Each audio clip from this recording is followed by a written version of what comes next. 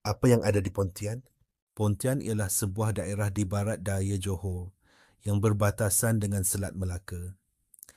Daerah ini terkenal dengan sektor perikanan, pertanian nanas dan eko-pelancongan semula jadi. Pontian turut memiliki beberapa identiti sejarah dan warisan budaya melalui muzium dan tapak tarikan semula jadi. Taman Negara Johor Pulau Kukup. Pulau Pisang,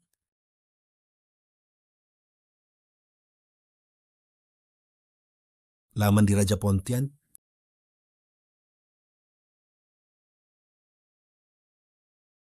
Muzium Bugis.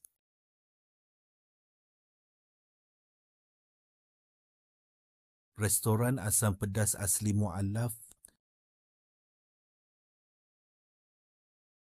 Muzium Nanas.